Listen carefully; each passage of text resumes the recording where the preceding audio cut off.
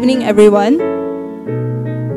So now, this is the time of the day where all the contestants who have been showcasing their posters and at the booths, this is the time that they'll be looking forward to. So first of all, I would like to invite Prof. Aziz Baba, accompanied by Datuk Jai, to present the prizes to the winners. First of all, we have the winners for the e-learning license award. Firstly, Dr. Call Lok Tim.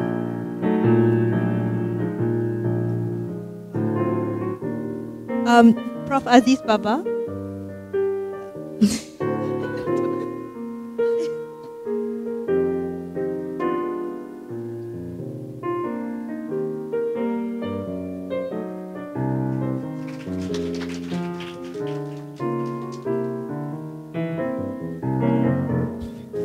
First up, Dr. Call Lok Tim.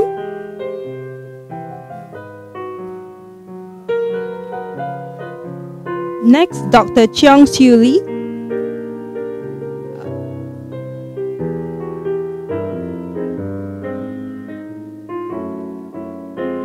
Dr. Cheong Siu Lee.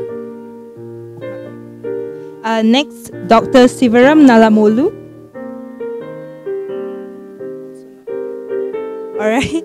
The next one, Dr. Yesha Winnie Talakat.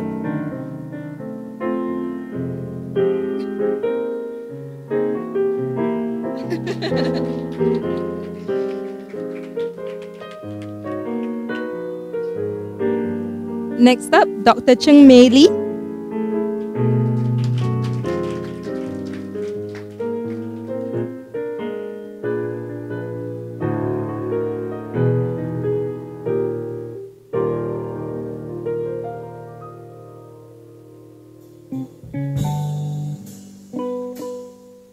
Dr. Tartar Ang. Okay. Dr. Lee Lau Mei.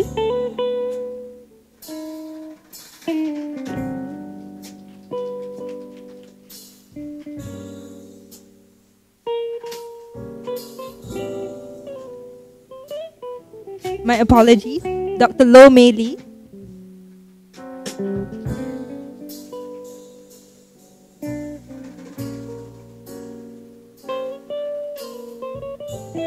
Next up, Dr. Muhammad Arshad. Okay. Dr. Tin Tin Win.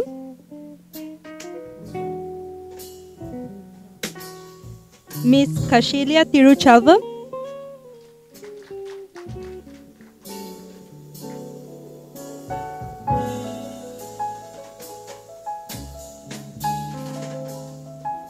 Next up, Dr. Luin Mei Ai.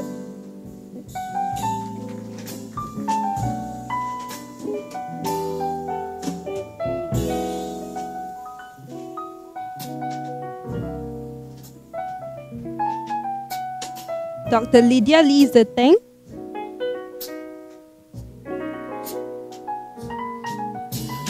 Dr. Saint Nui Ai.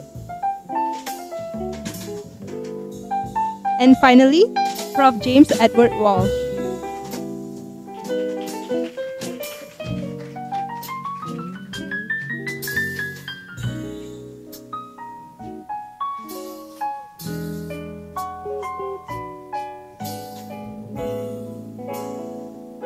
Okay, not to miss out, Dr. Tin Tin Win.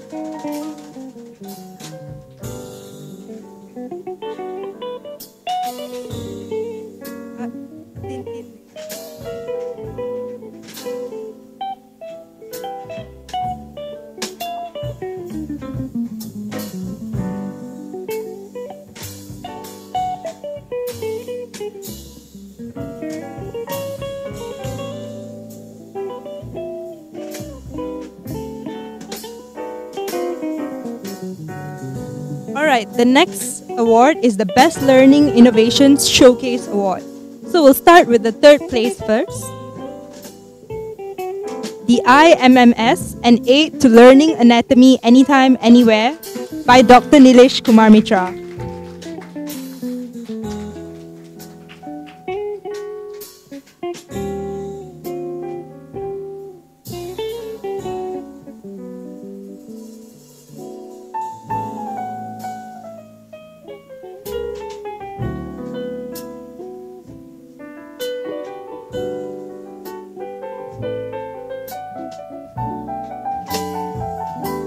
Second place goes to the Students-Led Online Formative Assessment, SLOFA, Enhanced Student Engagement and Learning by Dr. Mari Kanan Maharajan.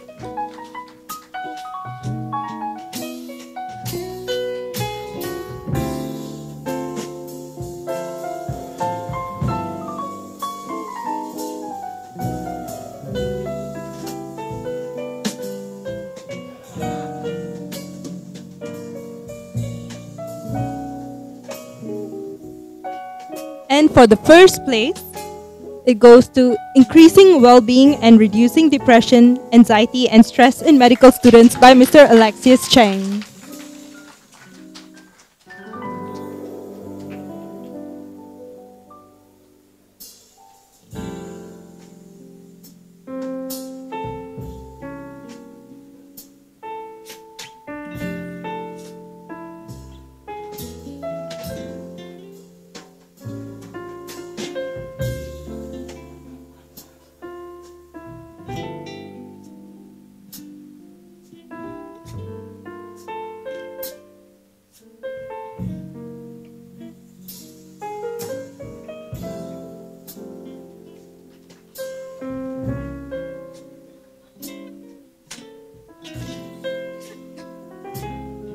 The next award up for grabs is the Best Learning Innovation Poster Award. So for third place, we have the Impacts of Gamification to the Knowledge Gain and Learning among Healthcare Students by Dr. Mai Chen Wai.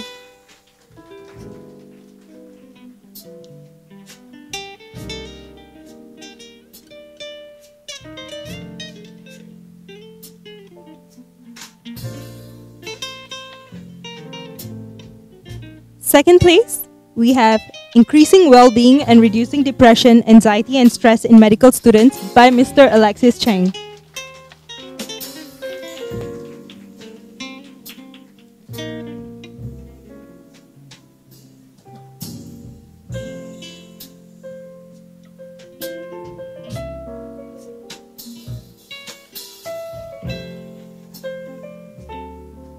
And for the first place, can we have a guess? The Students-Led Online Formative Assessment, SLOFA, Enhanced Student Engagement and Learning by Dr. Mari Kanan Maharajan.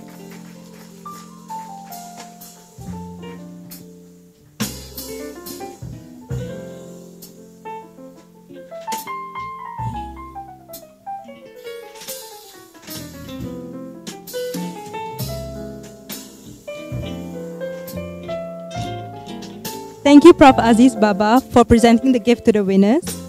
Next, may I invite Prof. Peter Pook, accompanied by Datuk Jai, to present the award to the next winners. The first award is for the mobile apps competition under the professional category. Third place goes to Augmented Reality Application for Bookshelf Locator, AR Library.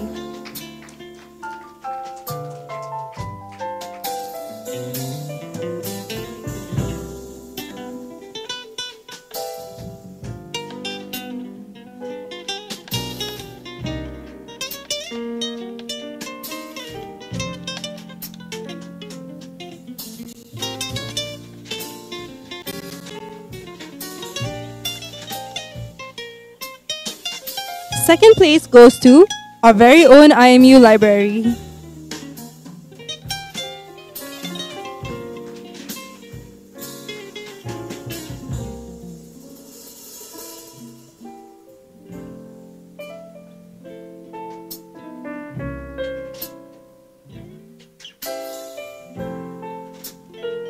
First place goes to Organic Chemistry Reaction Application, OCRA.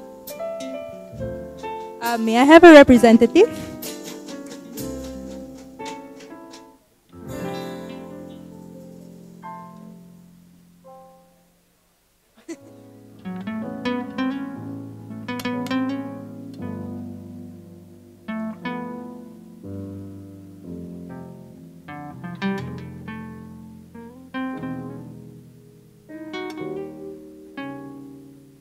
The next award is for the mobile apps competition under the students category. Third place goes to Animal Games.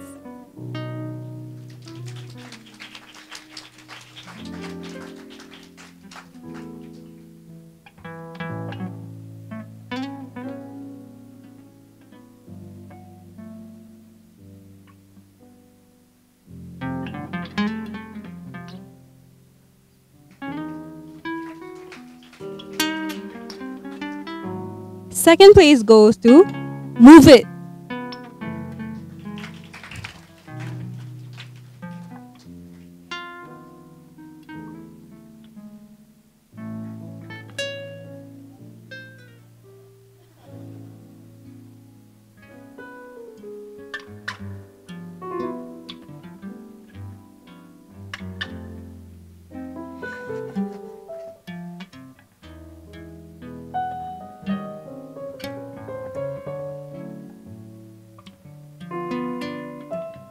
And first place goes to the app with sarcastic comments each time you pick the wrong answer. Can we have a guess? Med School.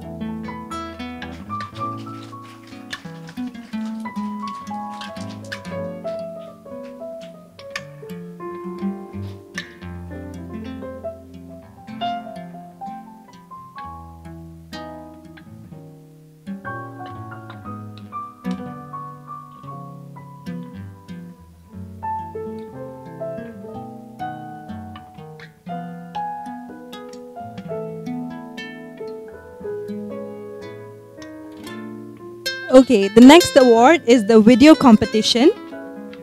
So third place goes to Head Lice Infestation and Treatment by Madam Leela Chelamutu.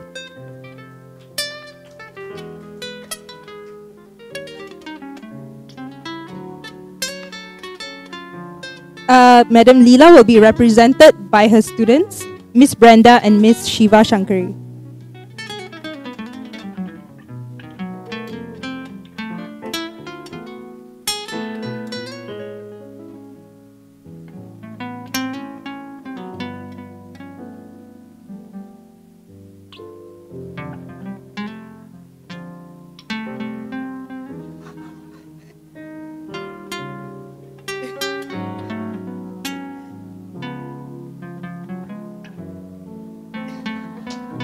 The day and age of feminism, Prof.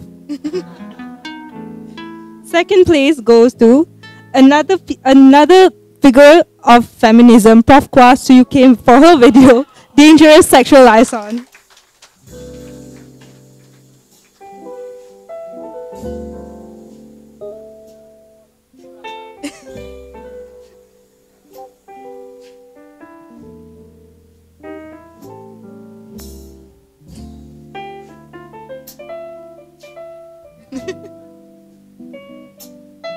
And first place goes to, can we have a drum roll?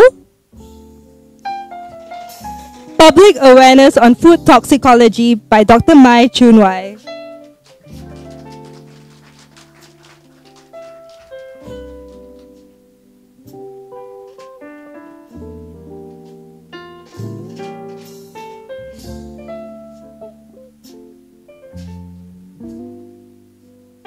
Thank you, Prof. Peter. Now may I invite Dr. Nur Hamimi, accompanied again by Datuk Jai, to present the award to the next winner. So first up, we have the Student Choice Award. Each category has only one winner. So the best poster goes to Increasing Well-Being and Reducing Depression, Anxiety and Stress in Medical Students by Mr. Alexis Chang.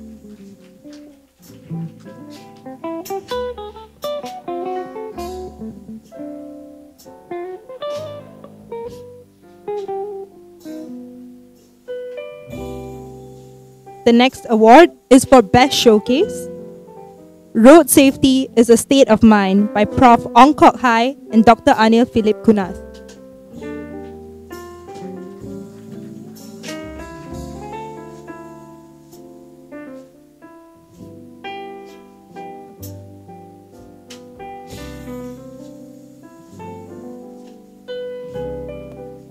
The winner for mobile apps go to our very own, proudly, IMU Library apps.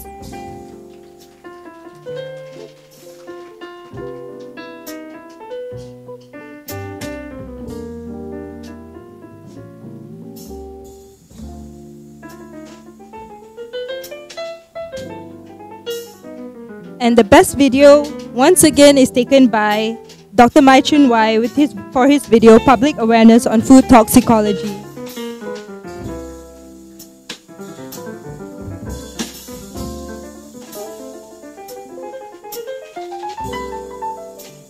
The final award is a Vendor Appreciation Award.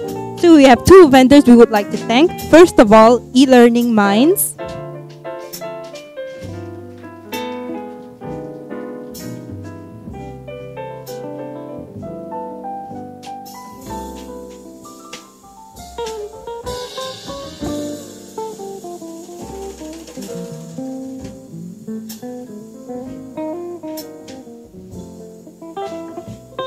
And finally, our vendor who conducted a very interactive session yesterday, Open Learning.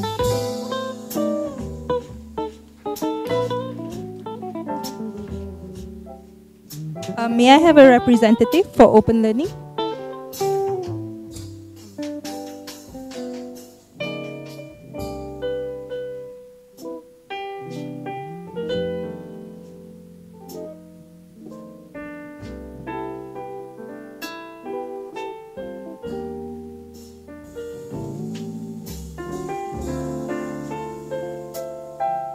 Thank you, Dr. Nur Hamimi, and thank you, Datuk Jai. Now, I would like to invite Prof. Aziz Baba to say a few words.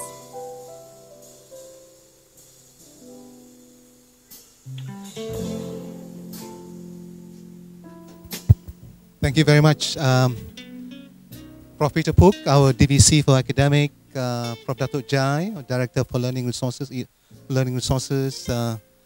Prof. James, our Head for FIS, fellow IMU colleagues, faculty and staff, and of course our students. Again, it gives me great pleasure to be here at the Learning Resources Festival 2017. And as you know, this is a wonderful opportunity for IMU faculty, staff, and students to showcase and celebrate their teaching and learning innovations. And I think, you know, every year, this is my second or third time I've been attending this festival, I continue to be, you know, pleasantly surprised at the talent and innovative creativity of our faculty and staff. And this year, for the first time, as you've just heard, our FIS students have not only participated, but they've also won awards. So again, you know, I think, you know, the future, Prof. Peter, the future of IMU in terms of the one of the eyes, the innovation is here. I know if you speak to Tan Sri, you know, he will lament that there is no innovation. But I think, you know, going down the posters and booth just now, I am, you know, quietly optimistic that the innovative, if you like, the innovation within IMU is well, you know, is well catered for, given the talents of our faculty, staff, and students that are evident today. Yeah? So I'm hopeful, and as we all know, the innovations required to ensure that our learning experience of our students are enhanced, more engaged, more transformative, and more relevant. So I'm sure the evidence that I've seen today is certainly very, very good. Yeah? So again, can I congratulate Prof. Jai and its team from Learning Resources, as well as those associated with the success of this festival, including our sponsors, faculty and staff students. Again, you know, congratulations, well done. And I look forward to the festival 2018 version. So again, well done to everyone involved. And I look forward to the panel discussion on ODL after this. Thank you.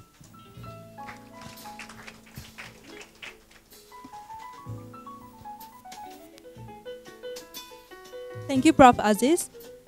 Now we will move on to the panel discussion. I would like to invite our moderator for today, Mr. Hasnain Zafar.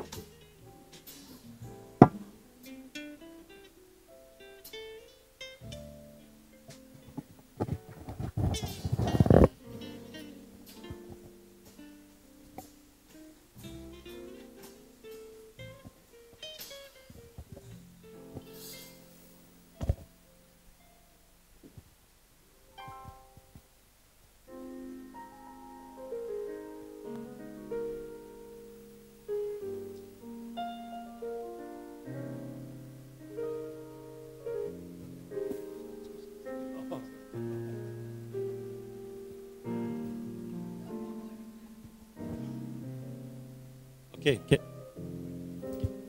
Can we let me? It's my pleasure to actually introduce our panelist, Dr. Ang from Open Learning. She's actually lead or learning designer there with Open Learning, and got actually many years of experience in learning design in different universities.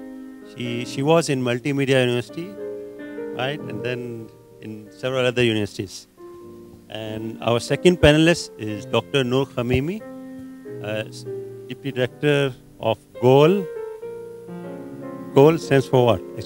Global Open Access Learning. It's in USIM, University of Science, Islam, Malaysia.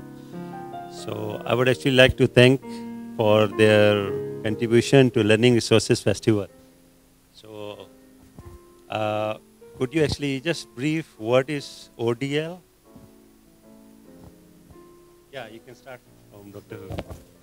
Yes, on.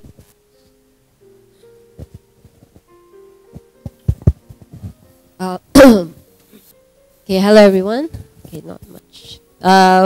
Right, what is ODL? Okay, so I'm sure all of you knows the term, the abbreviation of ODL, right? ODL stands for? Anyone wants to pick up on this? ODL stands for? Okay, open distance learning. Right, so when one say open distance learning, we will have this conception that everything is open. That means you can access it anywhere, anyhow, okay, even at your own home, all right?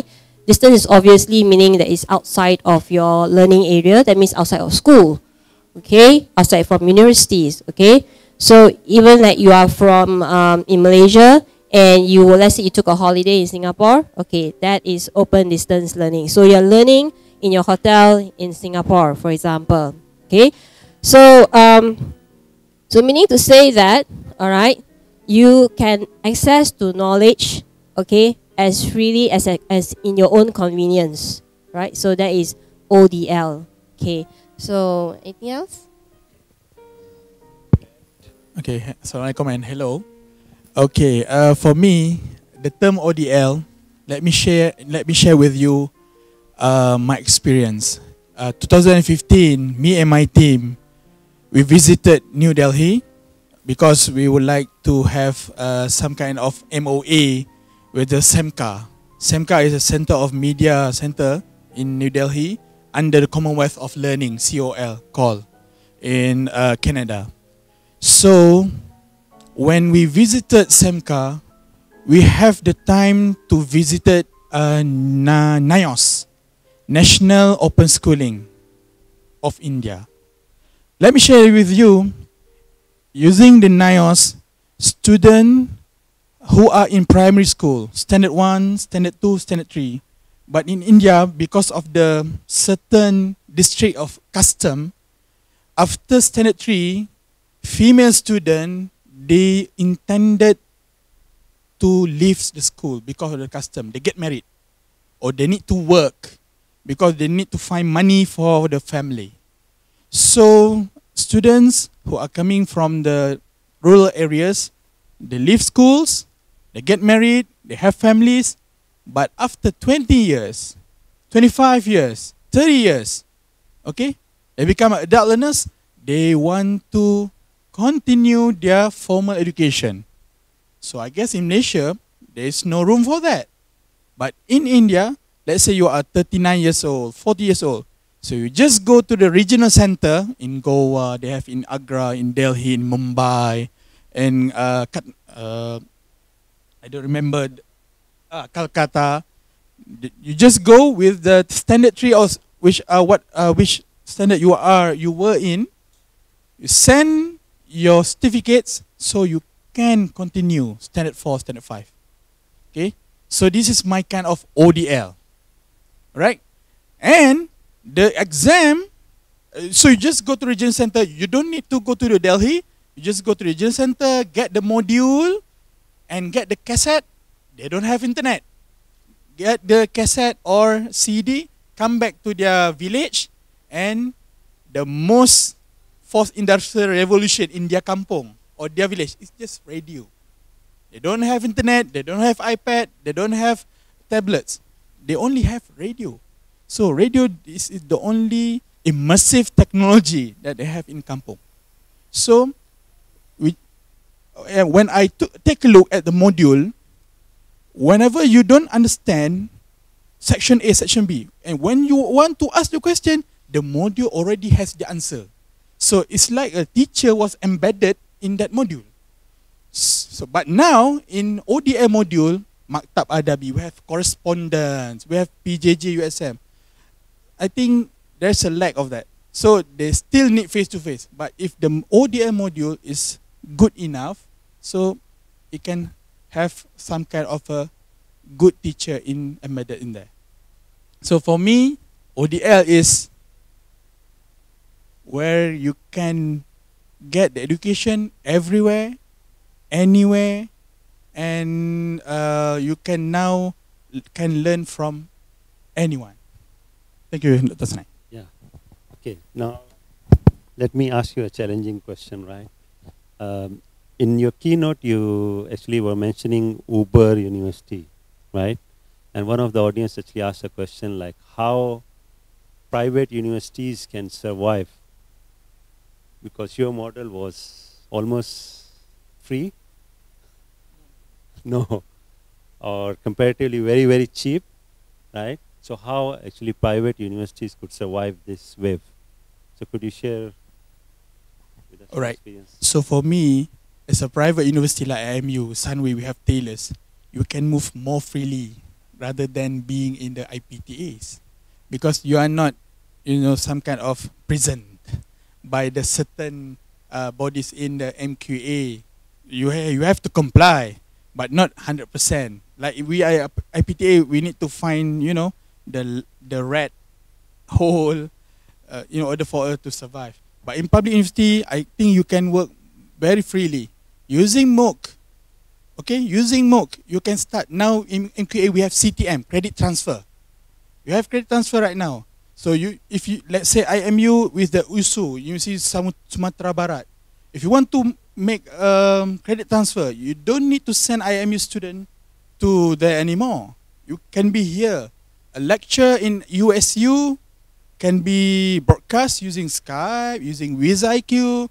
So your student need to be here, and then quizzes can be, you can use Secretive, you can use any Web 2.0, but as a lecturer, everything must be in a quality manner. You need to make sure the quality-wise, the QA, and business model.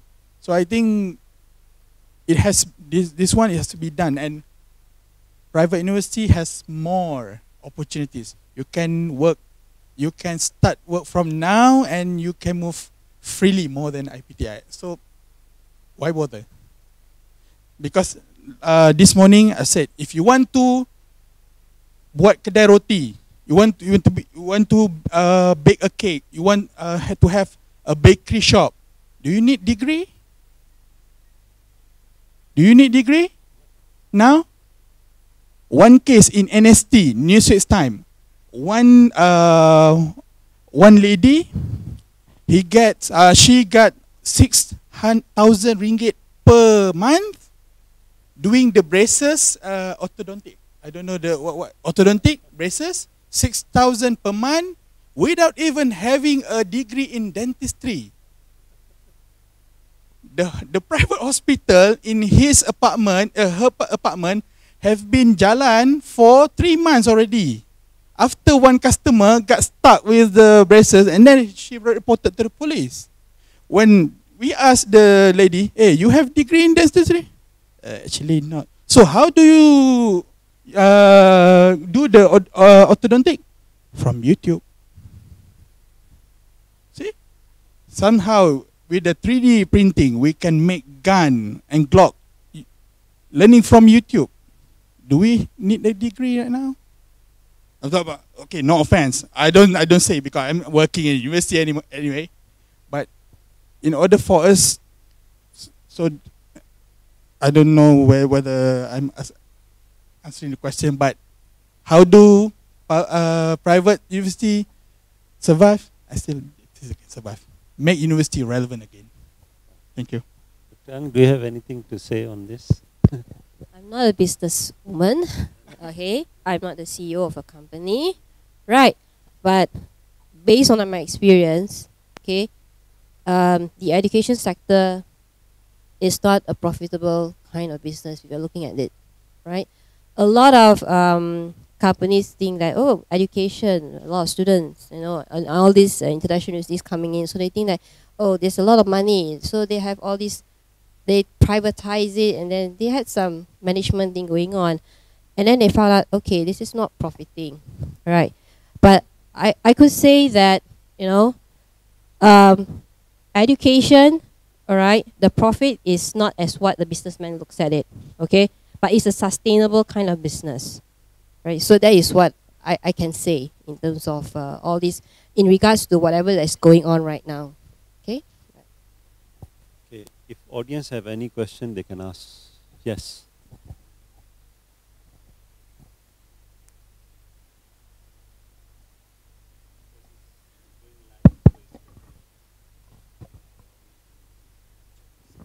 Actually, one of my major concern is when we wanted to convert education into online, how we can actually have a platform to ensure student competency, professionalism, ethical. Because all these things can't be groomed through internet. You know, you have to be able to see them, guide them. This is where mentoring come in, supervision come in. So actually, this is one of my major concerns: how to find a balance, knowing that online is going to be an in thing in future. At the same time, to find a balance of humanity, competency, professionalism, that part is really my concern. Thanks. Yes, I saw actually Dr. Nur Fahimi, your thumbs up. So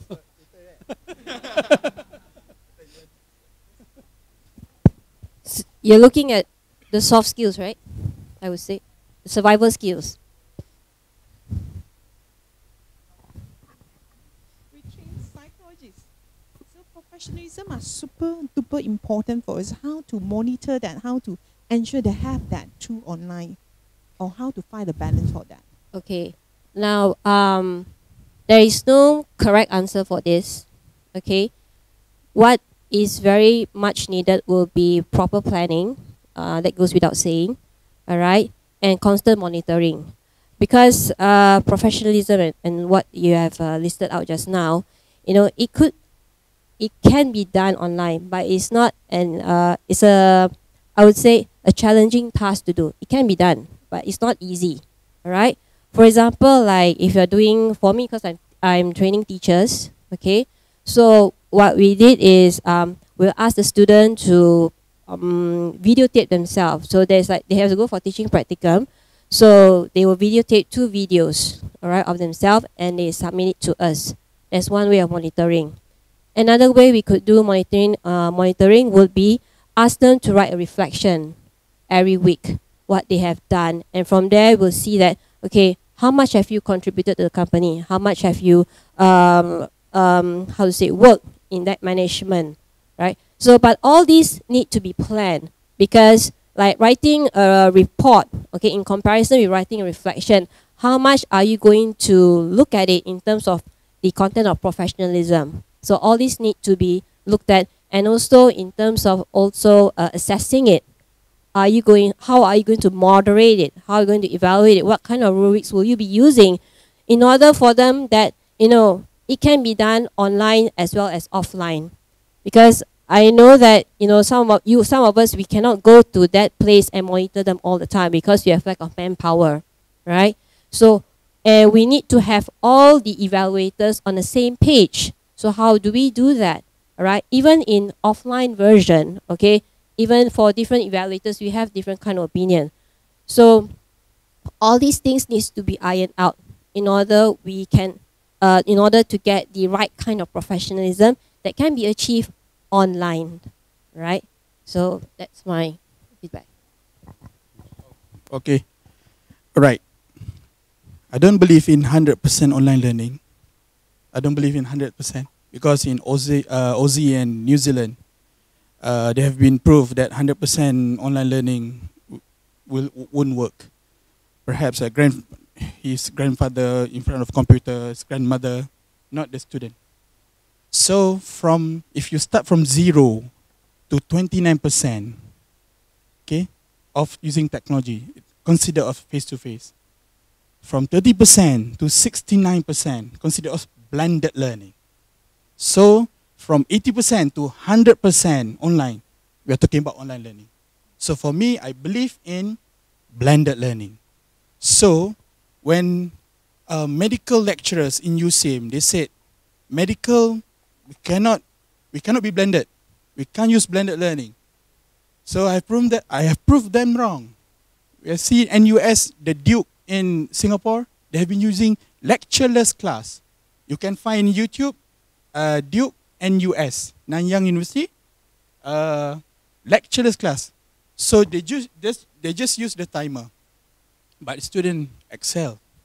Okay, so the things that we need to put into account here is what kind of percent. For medic, perhaps 50-50, not 70-30. For engineering, maybe 70 practical, 30 online. So everything, it's not everything can be online, okay? But the note-taking, the lecture, everything can be put into the LMS. But the practical, okay? Some student, use for dentist. Oh, I forget this nerve. What is it again? What is it again? So asking the same lecturer, what is it? Hey, you. Like the sarcastic comment. Do you how to spell stupid? The sarcastic comment from the mobile apps. STUPID.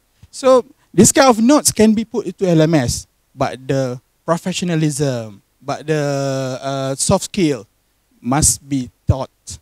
Okay, face to face. Even, let's say, the student is in India, but the lecturer is in Malaysia. We can hire tutors, or peer-to-peer. That's what we call pedagogy or heterogogy. Stephen Down and David Cormier, when they first coined the term MOOC in 2008, they don't have any platform. They don't use a platform. They just use a blog. Okay, learning content. They put a learning content, a very good one.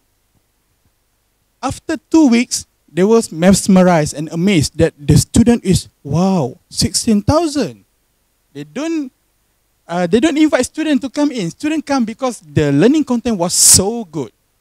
So, if the learning content is good, then it will affect the intrinsic motivation, the delivery mechanism, and as well as the soft skill.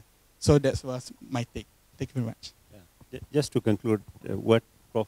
Kamimi was saying very rightly, like not every problem technology is a solution. And sometimes actually we use technology to create more problems.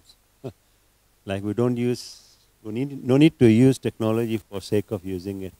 If technology or online and distance learning is there for centuries, you know. I'm talking about online learning. If it solves your problem, use it. If not, then I think the blended learning is a much better option. Any other question? Yes, Professor. The discussion. I mean, I'm a healthcare professional. I mean, I certainly would agree with Dr. Noor that, you know, for educating healthcare professionals, we can't approach an entirely open and e-learning approach. Although I was once told by a fellow dean of a medical school some years ago that he's trying to develop a completely online medical program. It was very convincing, you know. But anyway, I think we mustn't forget the powerful influence of the informal and hidden curriculum of fresh programs. I think it was Dr. Was it Ambi? Amin Ambi, who stated that, you know, if you design a MOOC well, you can actually incorporate the aspects of the soft skills that you mentioned in terms of professionalism. But I think within the healthcare sector, the importance of mentoring, the role modeling, as I said, you know, is clearly important. So I still believe that, you know, there is value in the face-to-face interactions in some of the programs that I mentioned. But I think the challenge is to use, as you said, you know, all these technologies to enhance to make the face-to-face interaction more engaging and more relevant to the discussion. So, the use of technology to support flipped classrooms, for example, is just one example of how technology can coexist. So I think technology is not the be-all of everything. I think it's just an enabler of how we can enhance our students' learning experience, for me. So I think finding the balance is clearly something of a challenge, as you said. I don't know whether there's a formula as such, but I think it's just something that you have to actually figure out for yourself in terms of what's appropriate for your own context, for your own program, for your own students. Because even in IMU, where we're so tech-savvy, I think if you ask the students, we've conducted surveys, a significant proportion of them still want the face-to-face encounter. The question is, how do we actually enhance that face-to-face encounter? Using technology, for example, to support and make it more engaging. Just reminds me just now, in like medical and healthcare, I think our simulations could actually also help, where we have a simulation or simulated environment, and yeah.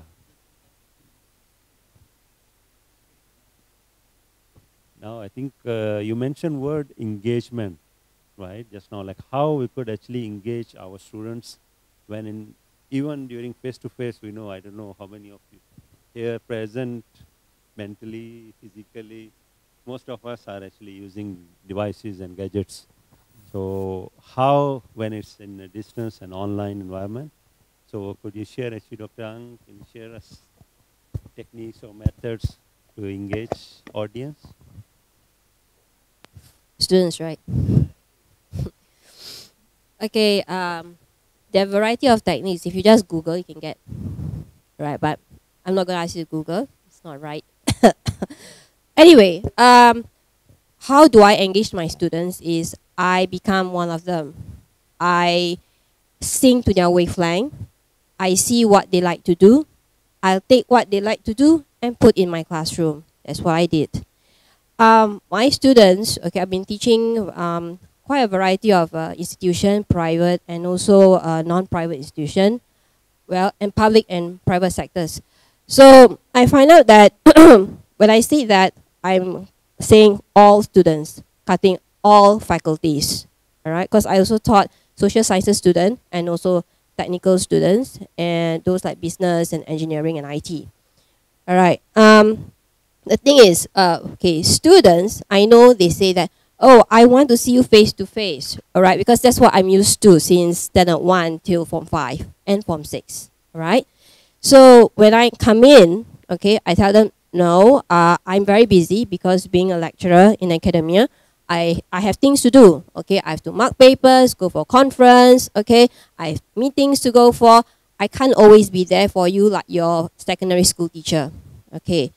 So they are not really keen about it, frankly speaking, all right? It took a while for them to get through that whole culture, the online culture that I put in, all right? Of course, there's some grouses, but majority took it quite positively. Not at the beginning, okay? Much later, in the middle of the semester, right? So when I was in class, okay, I realized that a lot of them, they love Instagram. They like to selfie a lot. Me, no, I don't selfie, all right? But I can't say that, okay, put down your handphone, stop selfieing, all right? They selfie anything. They'll sing in front of their handphone. In my mind, of course, I don't understand, all right? But I see they love it, okay? And even the smallest minor thing when I'm teaching, they'll just start videotaping me, okay? And then they put it in their Facebook and their Instagram. I don't mind, okay? Because I know that I can't stop them. If I stop them, they say that this is not fun, all right? Because I want them to listen in my classroom, okay? But I do know some of the lecturers here have something called, if you put me online, if I say something wrong, I'm going to be in big trouble, all right? So that is for you to decide, okay? Because not all methods work in all situations. But for me, I'm a little bit different here. So I tell my students, okay, fine. In fact, I encourage them to take photos because if you take photos, meaning that you're actually listening to what I'm saying, right? So they'll take photos. I say, yes, take your photos, put it on Facebook so you remember what exactly I'm saying, okay? Then it comes to Instagram, so I'll use it as part of their assignment, okay? The carrot is not just the marks, all right? Of course, that's the main thing, okay? Because I know that students, if they want to do the assignments that's related to technology, you have to give them the reason why are they using it. Now, let me warn you, even those students, you see them, they use a lot of techno stuff, okay? They are very good in downloading videos somewhere else and things like that. But, you know, using it to learn, they don't do it correctly, all right? So we have to guide them, okay? Because when I see my students, they're the millennials, okay? They're born in the 80s, they're born in the 90s. But I ask them to, can you write this? No.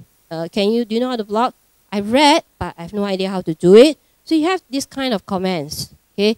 So we have to actually see that point of view. We cannot assume that, oh, you are very used to tablets. This is a kind of thing. But then you think they know everything. Actually, they don't, all right? It's for us to guide. So to engage my students, I use things like Padlet besides Instagram.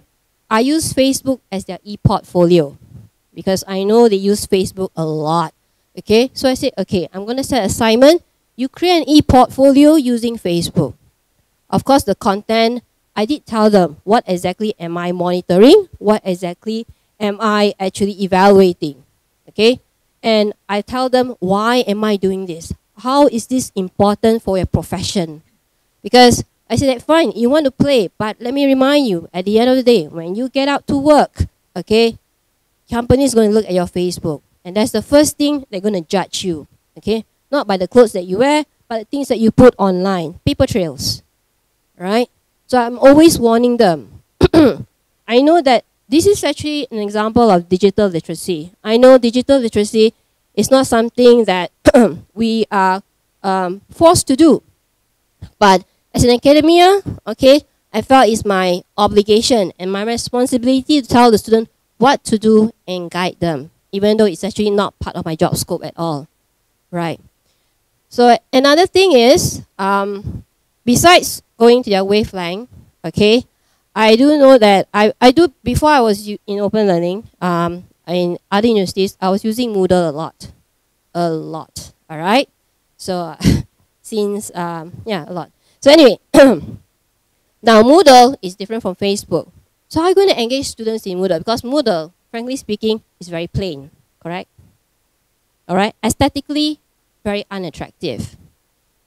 All right, I'm being frank here, okay? Unless you can hire someone that could make up the whole Facebook, the whole Moodle dashboard into something beautiful, then it's fine, all right? But for some universities, actually, okay, they don't have that kind of resources to make up aesthetically, okay? So those kind of things, then you say, Miss, I don't want to go to Moodle, it's so boring. You know, I rather do it Facebook, okay? That is more interesting. So how do you engage them in Moodle, in forum?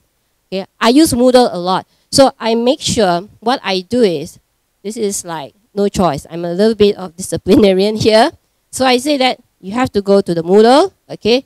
And I did it.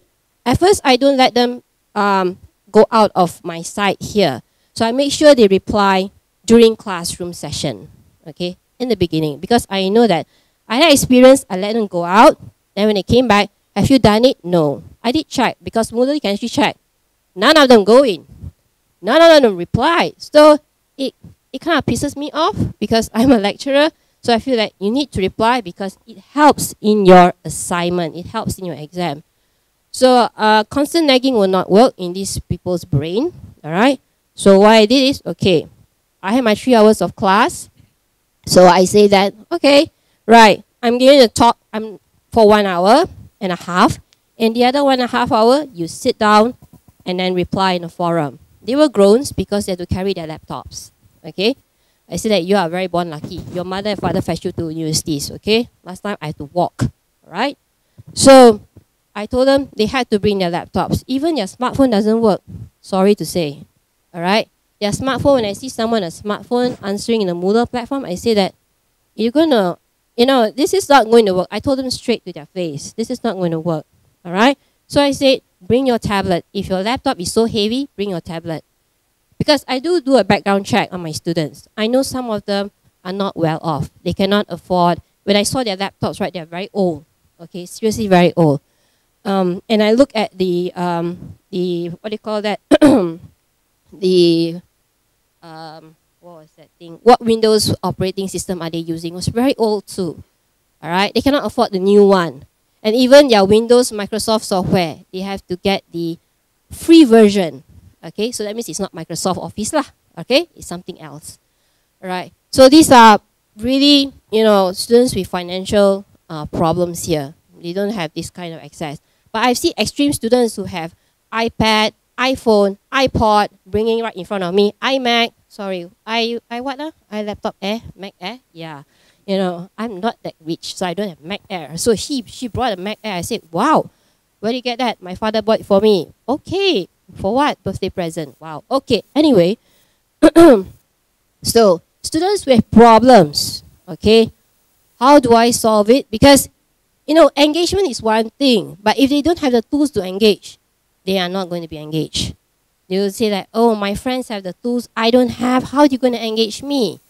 All right, I don't have the money to do that.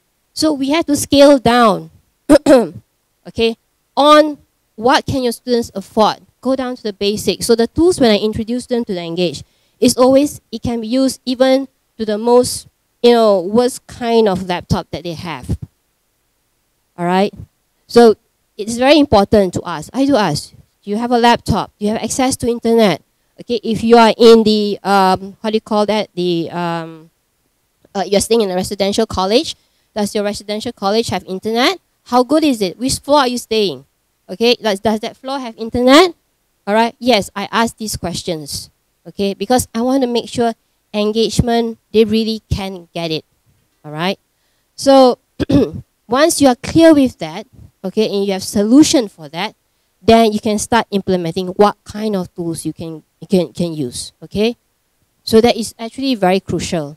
All right, because I know some of us, like, I wouldn't say get carried away, but I'll say that, you get very excited, all right, on engaging students. You have learned something, you want to test it out, you want to try it out, your colleagues are having fun with it, and you want to do it with your students, but then one or two students have problems, and then that is going to be, kind of make you very disappointed in a way. All right, say, oh, no, I can't do it, okay, and your students will get frustrated, you get frustrated too, all right? So always look at all these factors in order to engage students, okay? And another thing, last thing, okay, but I mentioned about going to students' wavelength.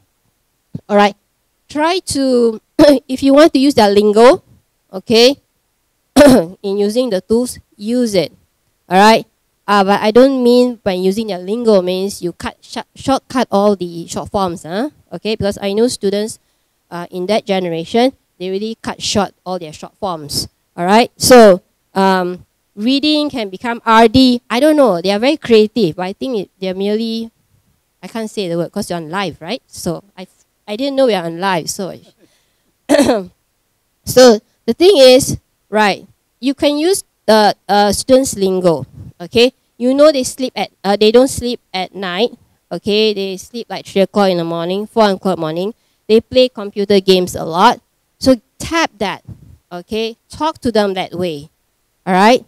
And also, okay, since you are in a medical university, it is very important that they don't use those kind of short forms, all right? So we have to actually tell them off. Students, okay, we're in a medical profession, please don't do that, or else patients will get confused, other doctors will get confused, all right? So it is very crucial, okay, to tell the student now, because they are still, I would say, naive in a lot of things, right? So these are the things that also we must tell them in order to, one of the things that to make sure engagement is sustainable, all right? Not engagement just one time in that classroom for that 3 hours, then the rest of the 9 times in the semester, nothing happened, okay? You want engagement for the rest of the days in the semester, offline, online, in campus, out campus, all right? So these are the factors that you have to take note. Okay, right, that's all I can say. Very rightly you said, like, we need to have right ingredients to engage our students, right? How about Dr. Nokoimi? What do you think? Okay, since Dr. Ng has already talked about we just put ourselves in the student wavelength. So I think I have the same idea like Dr. Ng mentioned, which is put your students in the driver's seat. Put your student in the driver's seat. Let them drive the car. Okay. First day in my lecture, I asked my student to fill in the FAQ, frequently asked question, in the Padlet. So this question will be gathered, okay, but at the end of the semester, already FAQ has been answered. Okay, the question must be, so, oh, you asked me, my lecturer asked me, so, oh, okay, so there's a role of the student. So now we must change from the role of the lecturer to the learning coach, not lecturer, coach.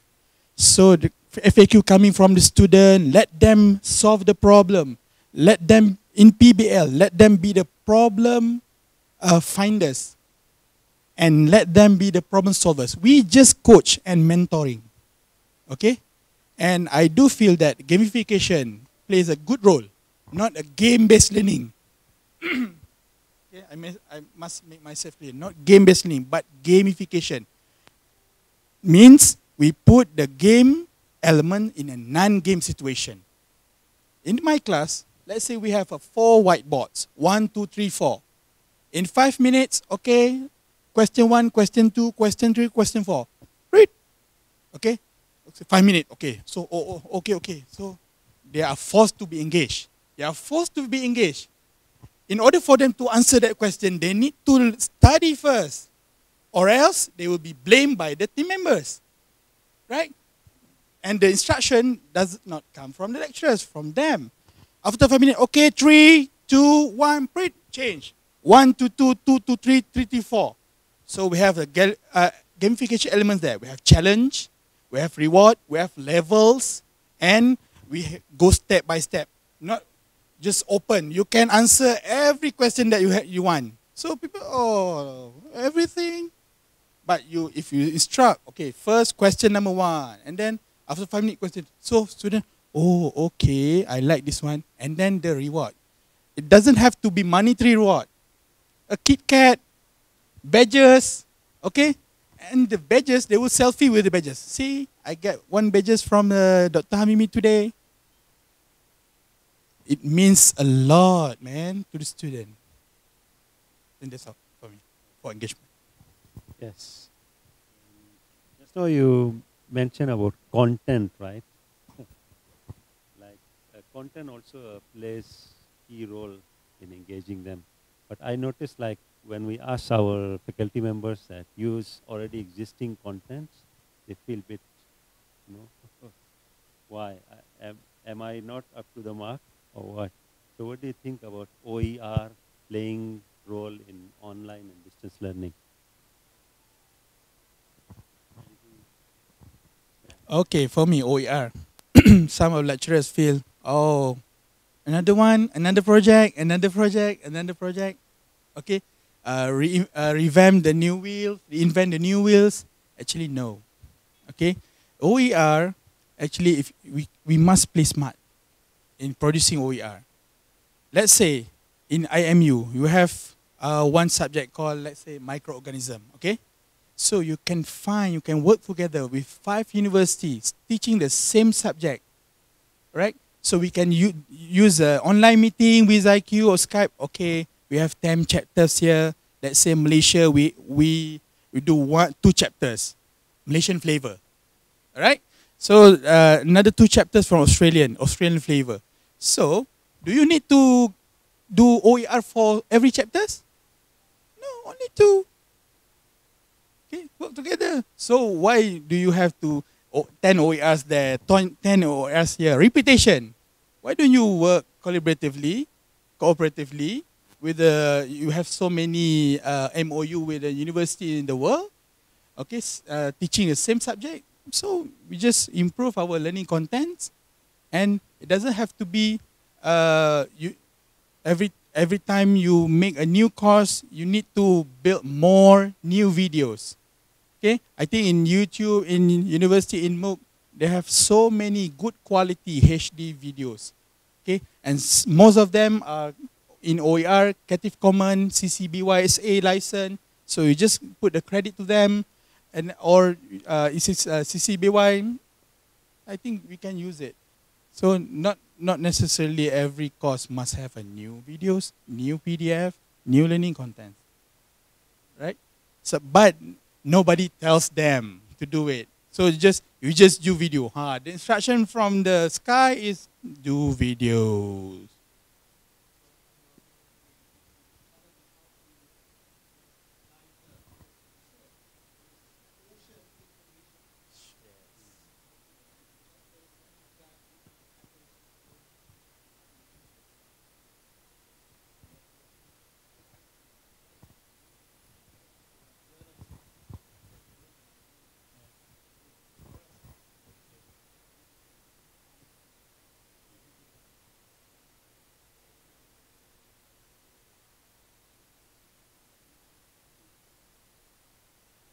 So I think that's the role of the subject matter expert.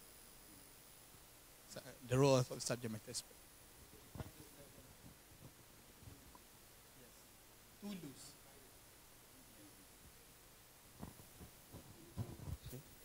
Okay, OER. Right, resources. Now, when it comes to resources, yeah, as we are very well aware of, there are a lot, okay? Plenty, infinity, I would say, all right? Now, the thing is, I had an experience too. When I put out resources, when I see something new, I feel like, oh, I must share it with my student. And the new thing is there are so many, all right? And, and this overwhelming of information, okay, is like, I want my students to read everything, but they can't read everything, okay? And I need to find out what is the right one. So there's something called, I have to practice self-control here, okay, when choosing the resources. Now, with students, okay, I will actually decide the notes for them, okay, the resources, where to go to, and I will always stick to that very few. Unless there is something new coming up, okay, then I'll add on, all right? Now, the thing is, even though resources are coming in, on and on, we don't have to force, I would not say force, we don't have to make sure that we are always changing from A to Z, all right? You don't have to change. It's always updated, okay? And we just add on. We cannot, but let me remind you, we can't take out the roots because that is where the knowledge stems from, okay? So we cannot ignore the roots knowledge, all right? So the open resources that is available everywhere, mind you, not all resources are, I would say, applicable to the context that we are in, okay? So we have to actually, it is our obligation to stream, okay, and censor.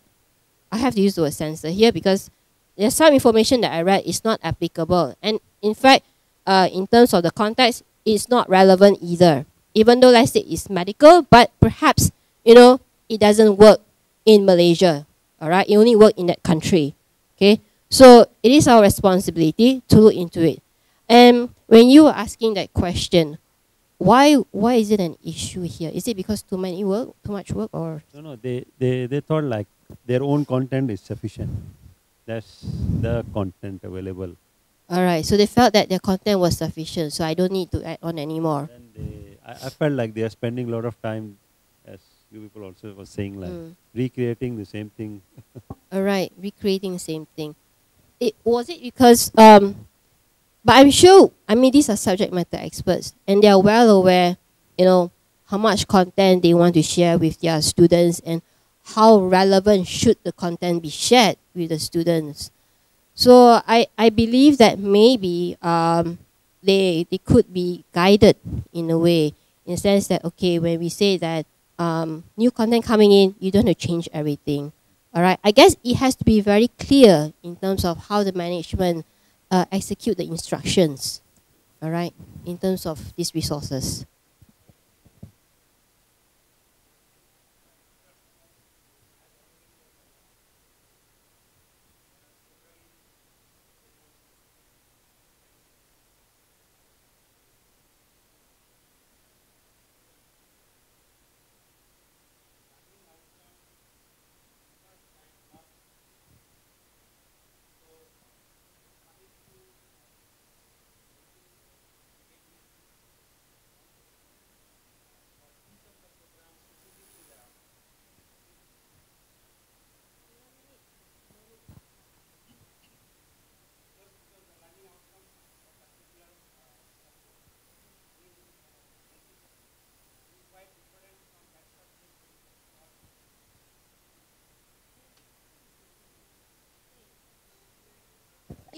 If that, I mean, I will not see that as an issue, because it is very clear that different courses, different would have different outcomes as he has Can I just mentioned. rephrase what just now Dr. Right. English was asking? Right. Like learning outcome of university A in dentistry course and university B is different. So Right. when they start, is this what you mean?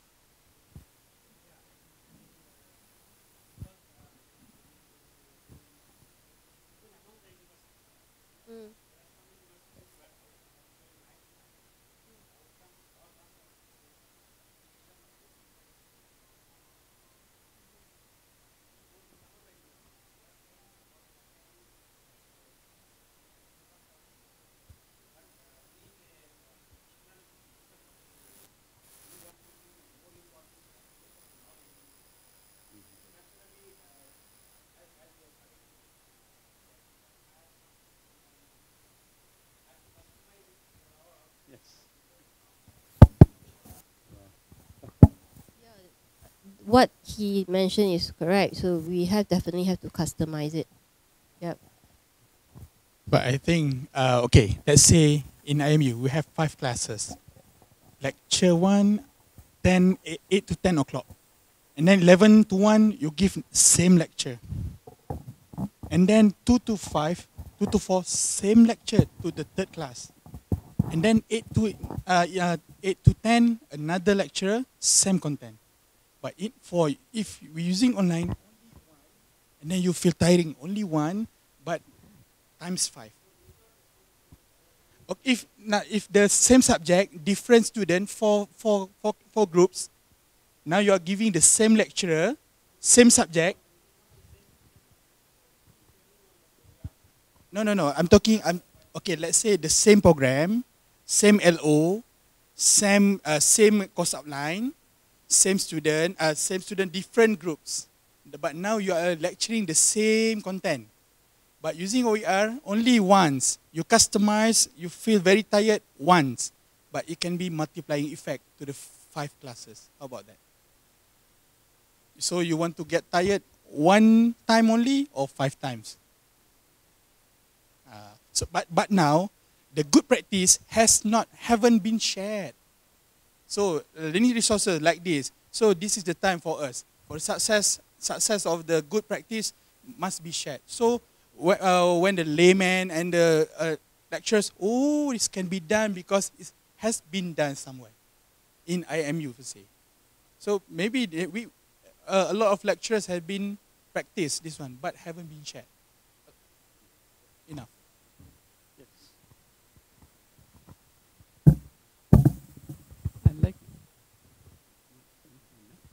I like to share the story of a professor called Ron Laporte at the University of Pittsburgh.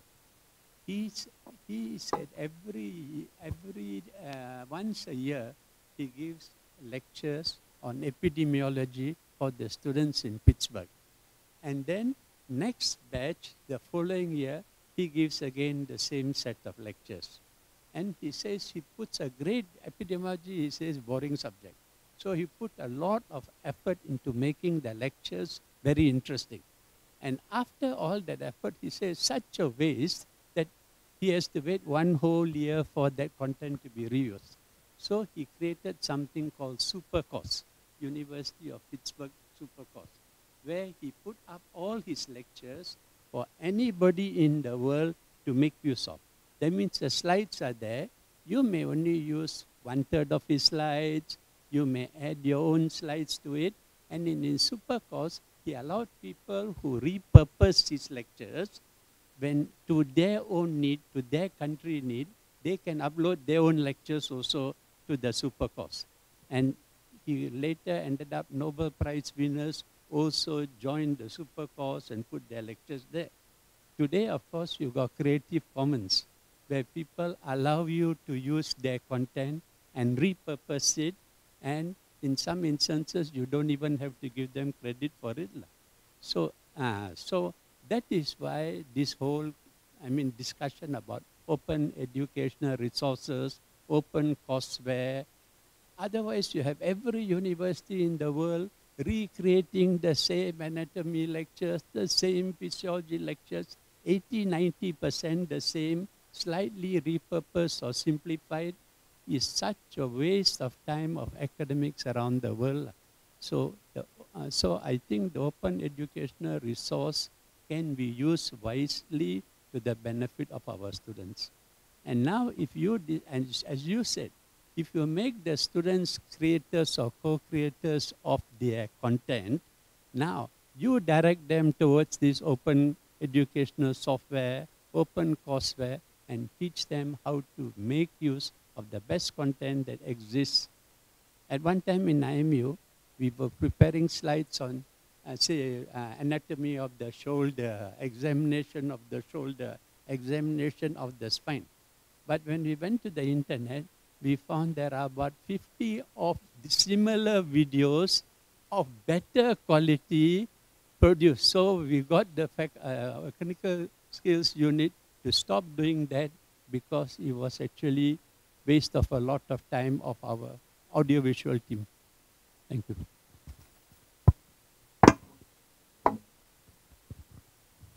Very likely, Dr. Jai, conclude, if you open your course get a better chance of improvement. Is this what you mean? Right. So can I have a last question from audience and then we will close this set.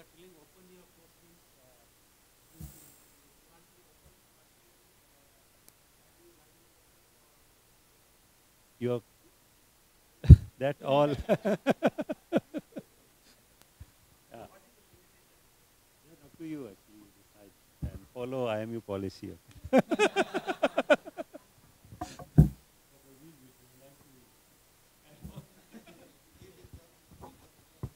I think open or close depends on you. Okay, so why feel ashamed of opening your as in open learning?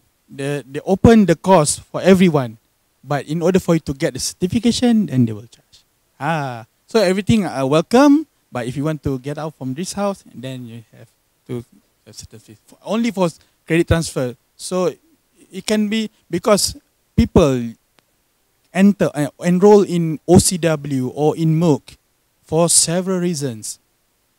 Lifelong learners, for just fun. They want to build a learning community because of the certificate, master and degree. They have several.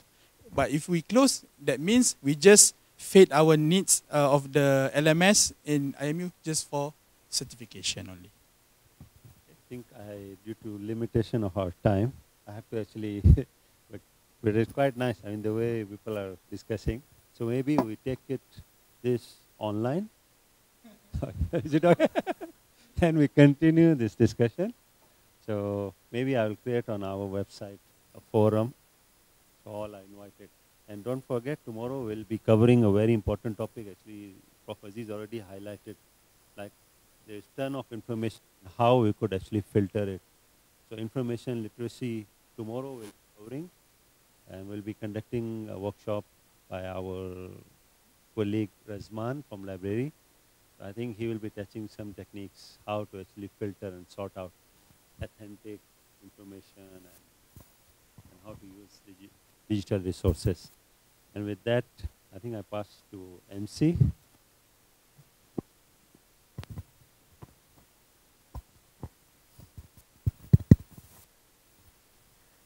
Thank you to the panel speakers and the moderator for very insightful panel discussion. And thank you everyone for sparing your time to spend your evening with us. It was a highly educational day for everyone. Now I would like to invite all of you to the library lounge for some light. Tomorrow we'll start again